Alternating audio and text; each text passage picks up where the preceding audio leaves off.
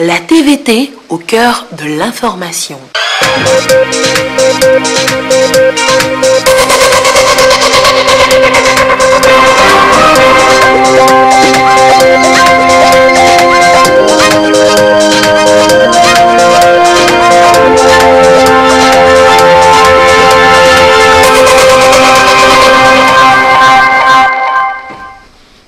Voici d'abord les titres de ce journal. Les opérations de recensement électoral se poursuivent dans la zone 2. Le président de la Commission électorale nationale indépendante est sur le terrain pour suivre l'évolution du processus d'enrôlement. Une tournée qui lui permet également d'échanger avec les bureaux des CELI. Consécration ce dimanche à Tchévier de la paroisse catholique Saint-Jean, apôtre et évangéliste. C'est Monseigneur Denis Samozou Djakba, archevêque de Lomé, qui a célébré la messe. Et puis c'est Octobre Rose, le cancer du sein est... là c'est la lutte contre le cancer du sein, donc les dépistages sont ouverts à coût réduit dans diverses structures sanitaires. Les acteurs de la lutte ont parcouru les marchés de Lomé samedi pour porter le message au plus grand nombre de femmes.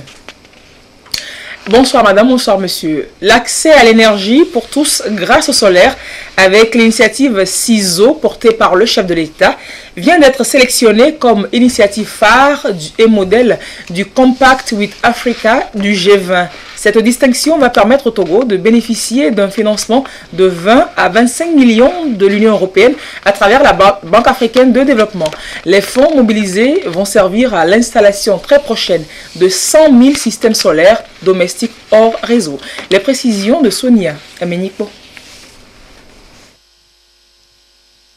Le projet présidentiel CISO entendait allumer, sélectionner parmi les initiatives modèles Compact with Africa du G20.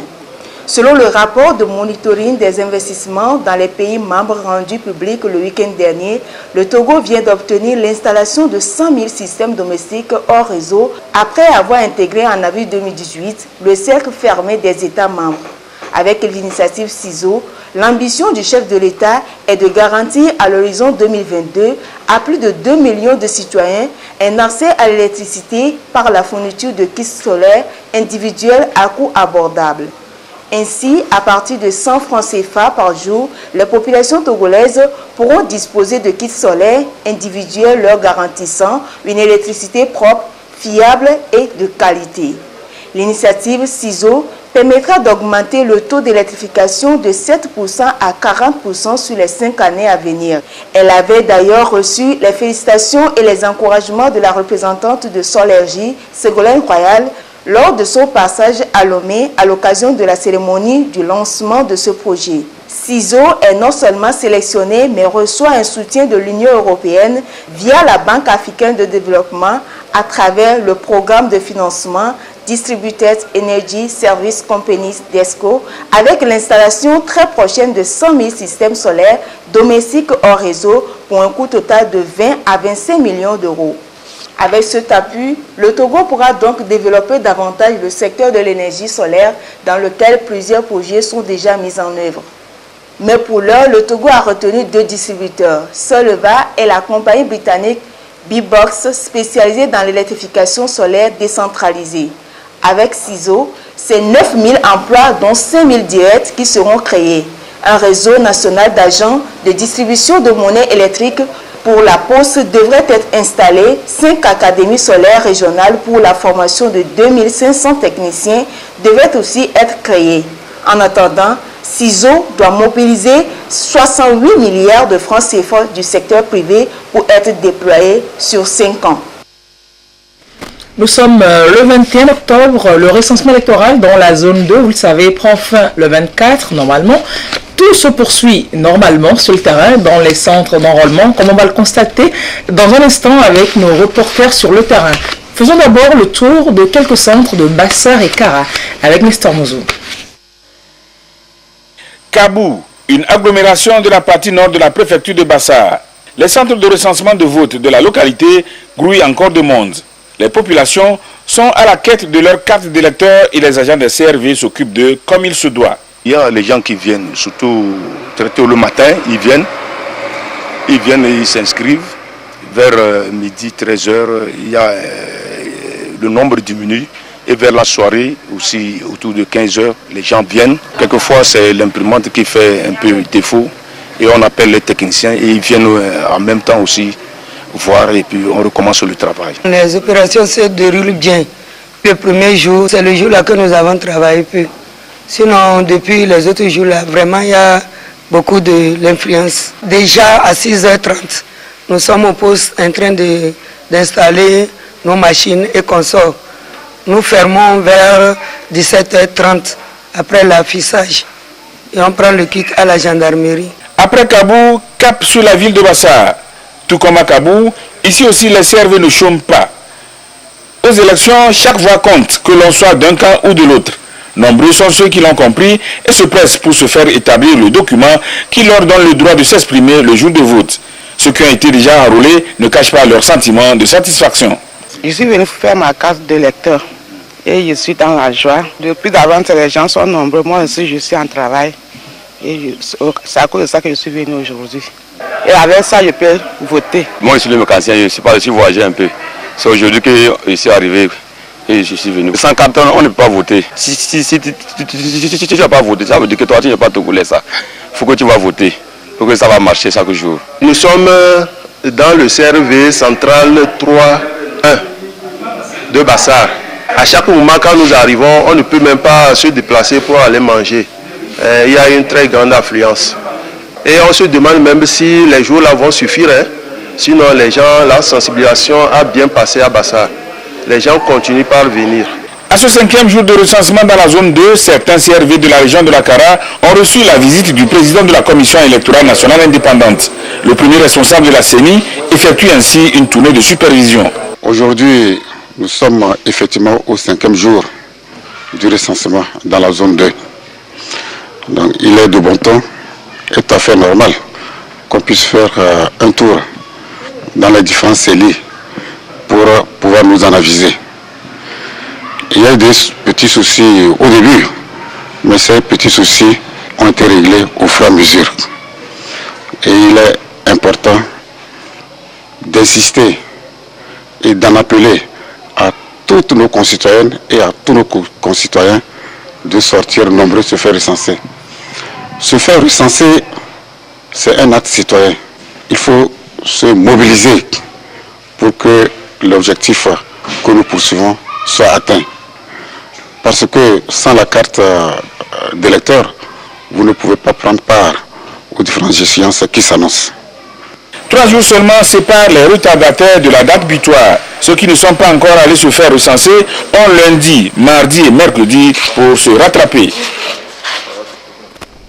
Et le président de la Commission électorale nationale indépendante, vous l'avez vu, est sur le terrain pour faire le constat donc, du déroulement des opérations et aussi échanger avec les commissions locales. Le professeur Kodjona Kadanga était ce dimanche à Agné et à Tapamé. On fait le point avec Sylvain Aboudjou.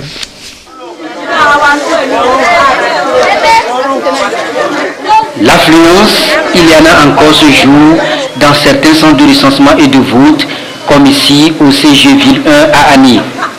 À le voir, chacun veut profiter du week-end pour se faire enrôler. Et dans les files d'attente, on retrouve des jeunes, des adultes et bien d'autres. Chacun veut donc disposer de cette pièce. Elle va permettre à chaque citoyen d'accomplir en toute quiétude son devoir civique. Tout le monde veut profiter de ce week-end pour pouvoir se faire enrôler, se faire recenser. Il y a les élèves qui sont là, qui veulent se faire recenser. Et il y a les fonctionnaires qui sont là, ils veulent se faire recenser. La queue ne cesse de s'allonger et on est là, nous sommes débordés. Et nous croyons que tout se passe bien et que si ça continue comme ça, c'est des doléances que nous allons porter au niveau de la CENI pour qu'on puisse prolonger quelques jours, pour que nous puissions enrôler tout le monde. Face à l'affluence, le président du CLV trouve une alternative. On leur remet des bouts de papier portant des numéros et la signature du président pour qu'ils puissent arriver très tôt et qu'on puisse bien mettre de l'ordre et pouvoir les recenser les jours suivants.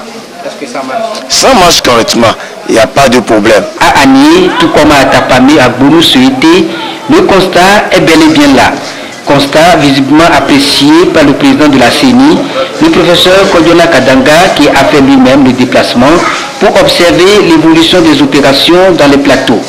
Tout ceci pour encourager également les UPS et les comités des listes et cartes à faire preuve de dynamisme pour satisfaire les uns et les autres. Nous avons constaté qu'il y a une foule immense parce que depuis le premier jour, les informations que nous avons eues ne nous ont pas démenti.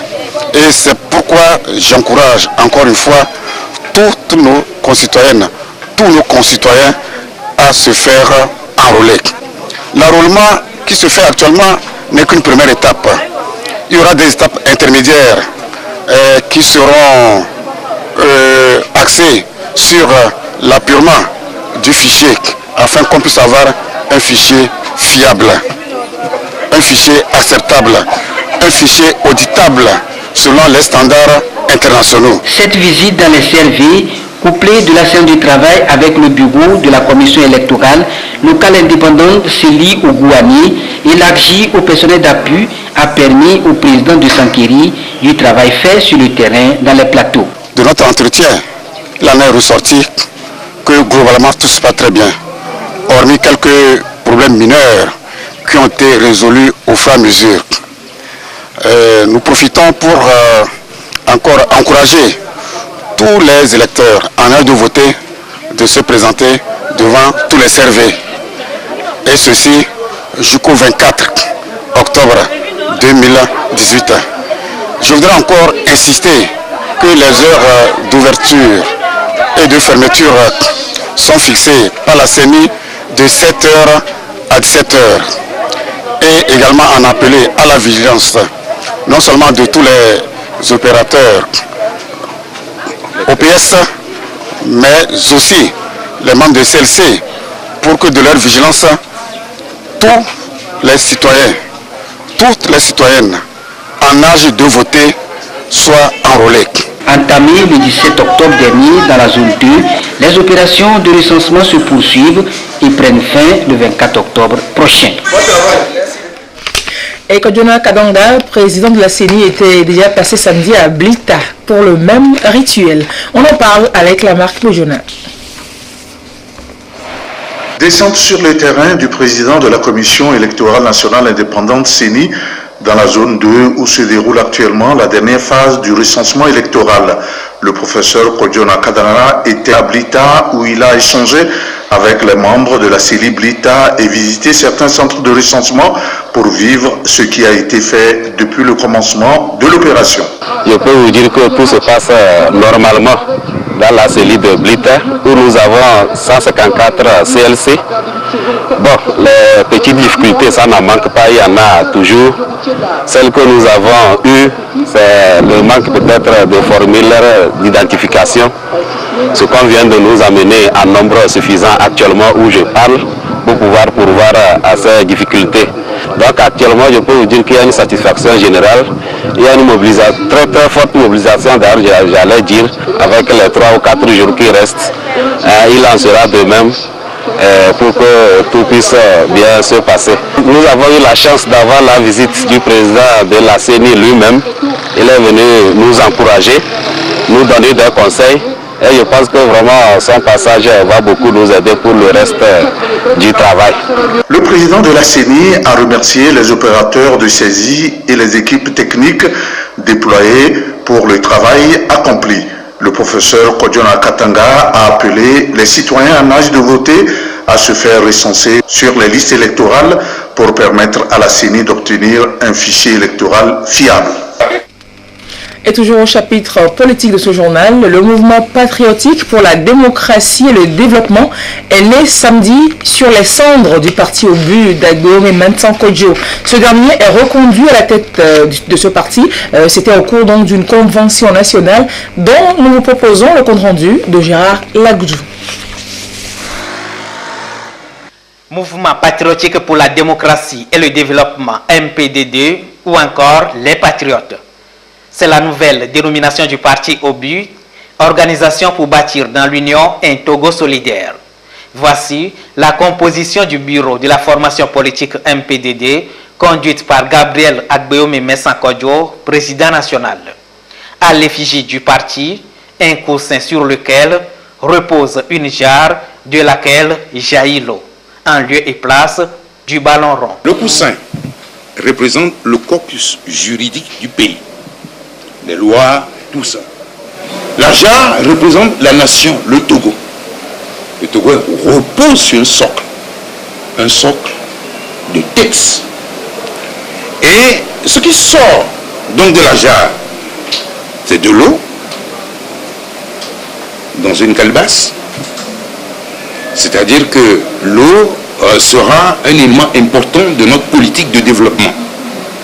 Mais au-delà, on peut considérer ce qui sort de la calebasse également comme les richesses que nous avons, qu'il faut partager. Cette convention nationale a également permis au MPDD d'échanger sur la situation sociopolitique actuelle du pays et d'aborder les préparatifs des prochains scrutins, notamment l'étape du recensement qui se poursuit. Nous avons une connaissance approfondie des problèmes de la société togolaise et que nous estimons que nous avons un rôle majeur donc, à jouer dans ce processus. Nous sommes prêts à aller aux élections.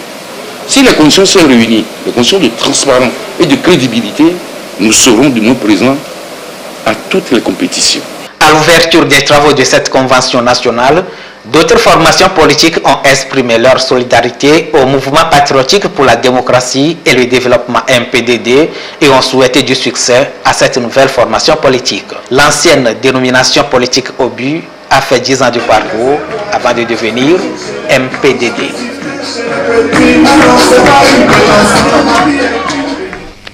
Le ministre Agadazi de l'élevage continue son périple national à la rencontre d'exemples de réussite en élevage. Des éleveurs partis de pas grand-chose mais qui aujourd'hui, grâce au PASA, sont à la tête de fermes qui forcent l'admiration. Le ministre Agadazi a donc visité dans l'Oti Sud à Sac-Biébou le bétail de Dame Mariama Douti Amadou.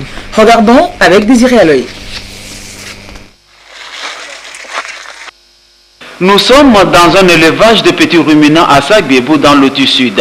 Un exemple à suivre après l'accompagnement de PASA, projet d'appui au secteur agricole, composante 1 de la première phase. Mariama Douti Amadou fait partie des 170 éleveurs, aussi bien de volailles que de petits ruminants. PASA m'a appuyé d'un fonds de 3 500 000 pour construire la bergerie et les moutons.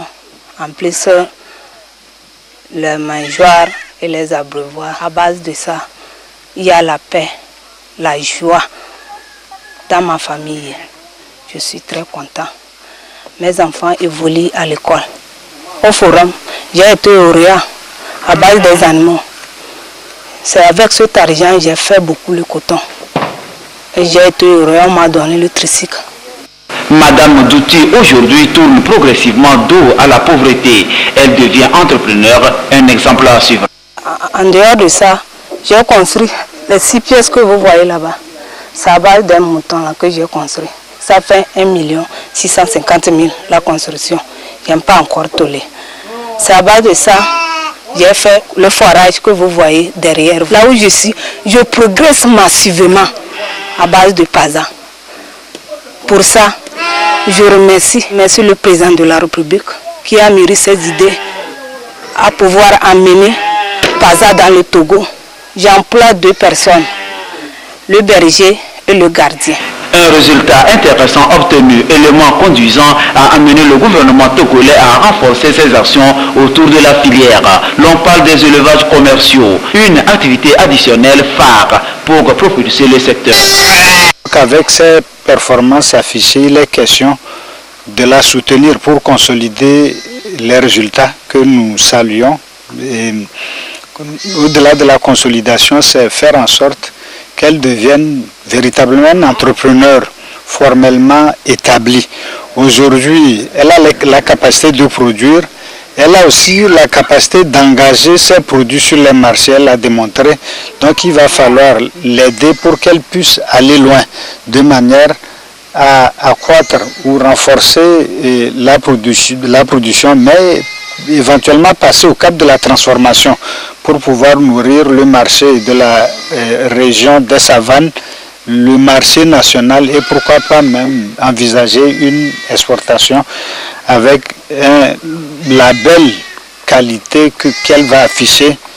Le Péniazan, aujourd'hui décliné en Péniazan, porte espoir. La sous-composante PASA joue sa partition pour atteindre les résultats attendus. Les efforts continuent avec 300 nouveaux éleveurs financés chacun à hauteur de 3 500 000 vient propulser davantage le secteur élevage. Dans le contexte de la 13e journée BRVM, la Bourse régionale des valeurs mobilières, dont les responsables de la structure ont animé une conférence publique à l'intention des étudiants de Lomé. Les participants ont été édifiés sur le rôle des marchés financiers dans le développement économique. Mathias Touglo, Carmen Medjé à Kakbou pour des précisions. C'est une rencontre d'échange et de partage entre la Bourse régionale des valeurs mobilières BRVM, les acteurs du monde financier et les étudiants des différentes universités de Lomé. Des sujets touchant les finances, l'investissement en bourse et surtout le rôle du marché financier dans le développement économique ont été abordés. Le conférencier a démontré avec exemple à l'appui dans quelle mesure l'on peut s'appuyer sur le marché des capitaux pour mobiliser des ressources et booster la croissance. C'est toujours une bonne occasion de discuter avec les étudiants, d'abord sur les notions théoriques qui, quelque part, fondent l'économie de façon générale, mais surtout saisir l'occasion pour leur montrer de façon empirique et de façon opérationnelle comment les choses fonctionnent, quels sont les enseignements que nous pouvons en tirer et quels sont les leviers sur lesquels nous devons travailler pour améliorer le financement de nos économies et surtout impulser une croissance durable, soutenue pour un développement économique qui devrait aller dans le sens du bien-être de nos populations. Les étudiants y ont trouvé pour leur compte. La conférence universitaire de la BRVM leur a permis d'être éclairés sur les enjeux de la capitalisation boursière des entreprises en termes de croissance des pays africains. D'abord, j'ai appris déjà ce que c'était que des marchés de capitaux. J'ai appris aussi les différents aspects que cela propose dans la vie courante et aussi comment entrer sur ces marchés, comment investir, comment faire pour développer au fait l'Afrique. Et c'est ça qui est vraiment le plus important pour moi. Sur le plan professionnel, il nous a motivés à devenir de grandes personnalités et aussi il nous a motivés à prendre de l'initiative parce que nous sommes certes jeunes, mais c'est en commençant maintenant à prendre de l'initiative qu'on pourra mieux préparer notre futur. La Bourse régionale des valeurs mobilières à BRVM est une institution financière spécialisée dotée d'une mission de service public et communautaire et disposant d'un capital de 2 904 300 000 francs CFA. Elle est commune aux 8 pays de la zone UEMOA. Les fournisseurs de services togolais étaient en fin de semaine face aux responsables de WAPCO Pipeline. L'objectif était de leur faire découvrir cette compagnie spécialisée dans le transport du gaz et surtout les modalités à remplir pour figurer dans la base de données de ces prestataires. Lucassi pour le compte-rendu. Le groupe de transport de gaz en Afrique de l'Ouest, West African Gas Pipeline Company WAPCO, s'ouvre à ses partenaires togolais. Et c'est à travers ce forum qui met face à face les premiers responsables de cette compagnie et les prestataires de services. Longtemps considéré comme une compagnie opaque et inaccessible, WAPCO se fait donc redécouvrir pour la deuxième fois à Lomé. L'édition 2018 de ce forum se veut un creuset d'échanges sur le processus d'appel d'offres de WAPCO, ses attentes en termes de sécurité, de santé et d'environnement. En tant que société, nous avons du prix de la valeur par rapport à un certain nombre de domaines tels que la sécurité sur le lieu de travail, donc je veux dire l'hygiène, la sécurité, l'environnement. C'est pour s'assurer que leurs capacités sont renforcées dans ces aspects de façon à ce que toutes les fois qu'ils auront à travailler avec WAPCO, qu'ils se conforment aux exigences en matière de HSE. Donc nous voulons nous assurer que ceux qui vont travailler avec WAPCO aient une idée donc, de ce que nous avons en place comme pratique anticorruption. Surtout quand il s'agit donc des sous-traitants de tous ceux qui seront là pour offrir des services à WAPCO. Donc, en substance, pour nous résumer, nous allons dire qu'il est question de renforcer, d'éduquer, renforcer les capacités donc, de nos partenaires, de nos fournisseurs, afin qu'ils puissent être en mesure de participer à des marchés, à des passations de marchés au plan national, dans la sous-région, dans les différents pays dans lesquels nous intervenons.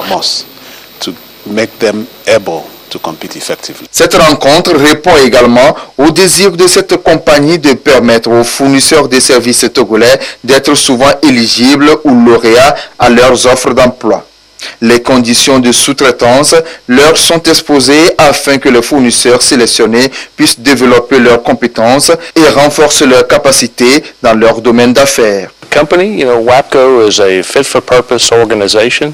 En tant qu'organisation, notre société, je veux dire WAPCO, entend se rapprocher donc de ses fournisseurs, de ses sous-traitants, afin d'avoir des relations propices par rapport au fait que nous avons à travailler avec ces sous-traitants, ces prestataires, ces fournisseurs de services, et de faire en sorte que nous puissions avoir une idée de compétences avec ceux avec qui nous entretenons.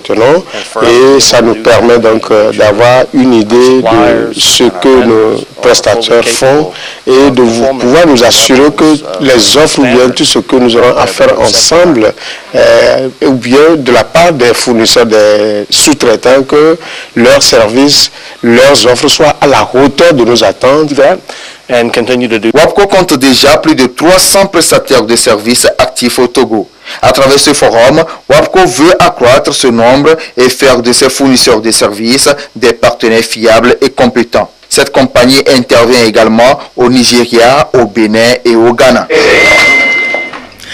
Les fidèles catholiques de la ville de Tchéviers ont jubilé ce dimanche et pour cause, leur paroisse Saint-Jean, apôtre et évangéliste a été consacrée.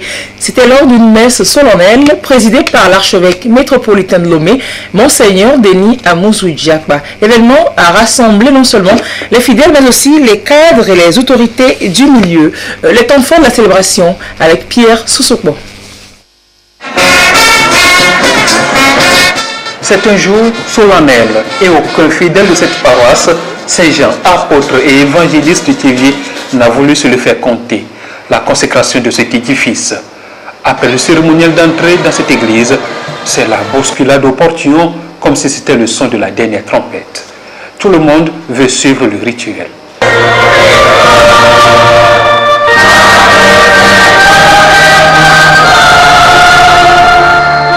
De la déposition des reliques des saints sous l'autel à l'illumination de l'église en passant par l'onction de l'autel et la prière de dédicace, les fidèles y découvrent un nouveau départ sur le chemin de la foi chrétienne. C'est un événement solennel, et nous sommes très fiers et nous avons demandé beaucoup de choses parce que c'est devenu un lieu définitivement saint. La paroisse là, c'est une partie très difficile. Et avec la venue du curé, et ça c'est beaucoup de choses.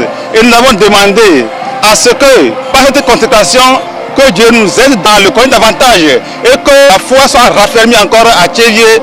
Cette consécration, ça fortifie, je peux dire que ça fortifie moi ma foi. J'ai senti une joie intense en moi, ça m'a vivifié. C'est une grâce pour nous ici à Tchéviers. Pour nous, on est venu prendre beaucoup de bénédictions. Et je demande surtout la grâce, la sagesse pour la population, pour les autorités de ce pays aussi. Cette demeure sacrée de Dieu est canoniquement érigée le 15 octobre 1901 par les missionnaires. À sa tête, 25 curés se sont déjà succédés. Moment d'action de grâce donc pour les paroissiens qui, à travers chants et danses, exaltent celui qui le premier a bâti la maison.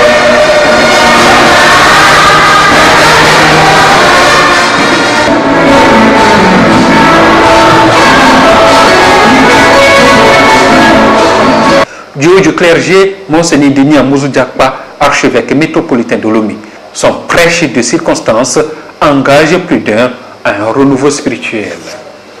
De notre côté, dans la mesure où nous sommes la race choisie, le sacerdoce royal, la nation sainte, le peuple qui appartient à Dieu, nous sommes appelés à devenir des pierres vivantes qui servent à construire le temple spirituel.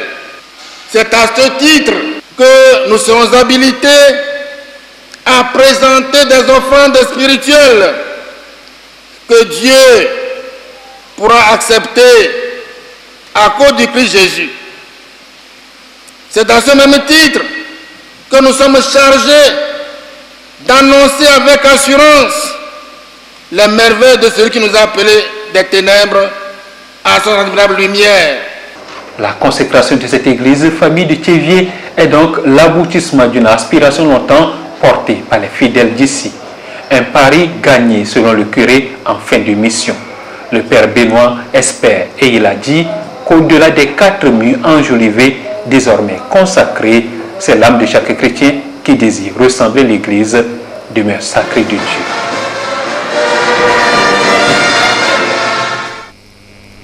Et un sujet grave, une femme sur 8 dans le monde risque de développer un cancer du sein. Chaque année, le dépistage précoce permet de sauver quand même des milliers de vies face donc à un tueur qui, sous nos cieux, continue par faire des ravages encore. L'association Espérance et Vie Nouvelle est engagée dans la lutte depuis 10 ans et hier samedi, une caravane a sillonné les rues de Lomé et surtout les marchés de la capitale pour rappeler aux femmes le message d'Octobre Rose. Voir cela avec Carmen Madjiakapo. Part en guerre contre le cancer, principalement le cancer du sein. À travers cette caravane qui a sillonné les différentes artères de la ville de Lomé, les responsables de cette association ont sensibilisé les populations, surtout les femmes des différents marchés de Lomé, sur les causes et les manifestations de cette maladie. L'idée est d'attirer une plus grande attention sur la maladie et d'accroître le soutien apporté au dépistage précoce ainsi qu'aux soins palliatifs du cancer du sein. Nous sommes allés dans ces marchés pour apporter ces messages très forts que le cancer aujourd'hui, ça peut se guérir si c'est dépisté à temps. Et que aujourd'hui le cancer du sein fait des ravages et ça détruit la femme. Non seulement financièrement mais psychologiquement, toute la famille est secouée, affectée. Nous avons fait cette caravane pour pouvoir donner plus de couleur à ce mois d'Octobre Rose. Et puisque nous sommes à la 10e édition, il faut donner une touche particulière. Il y a chaque année près de 1,38 million de nouveaux cas et 458 000 cas de décès dus au cancer du sein, selon une étude réalisée en 2008 par IARC Globocan. La majorité des décès ont lieu dans les pays à revenus faibles. L'association Espérance et Vie Nouvelle se dit prête à œuvrer aux côtés du gouvernement togolais pour changer radicalement la donne. Mais la vie, c'est aussi le sourire et la musique qui peut être thérapeutique. La première édition du Festimia, le festival de musique pour l'intégration africaine, est lancée à Lomé. Il s'agit d'un cadre de rencontre, d'échange entre artistes togolais de la sous-région. Pour la grande messe de ce festival qui est prévu au stade Omnisport de Lomé le 10 novembre prochain, l'artiste Masta Popa, qui est le promoteur, a choisi donc promouvoir la musique. Viviane Souvi, Clarisse Attiklé pour le compte rendu de la conférence de presse de lancement qui s'est tenue donc jeudi dernier.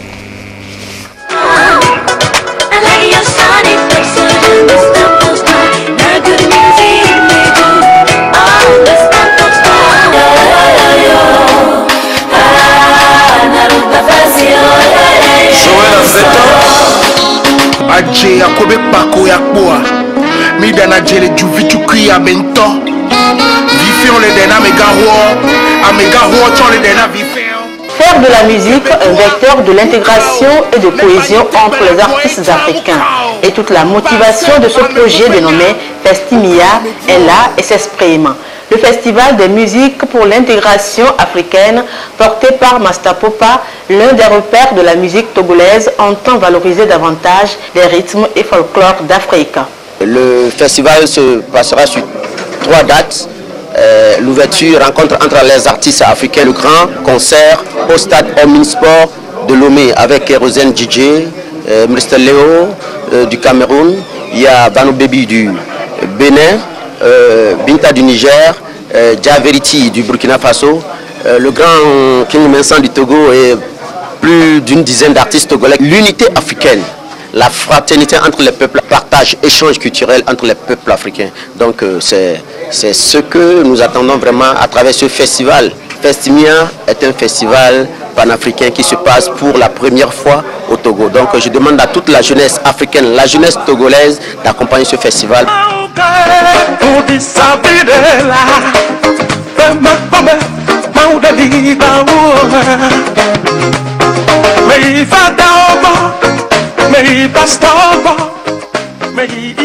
Le Festival des musiques pour l'intégration africaine est un événement 100% culturel.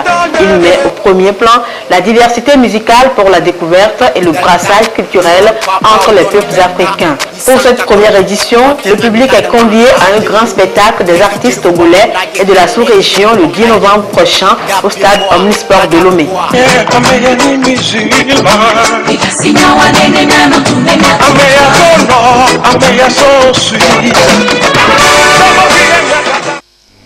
C'est la fin de ce journal. Yata Aratem vous présentera la dernière édition de ce jour à 22h30.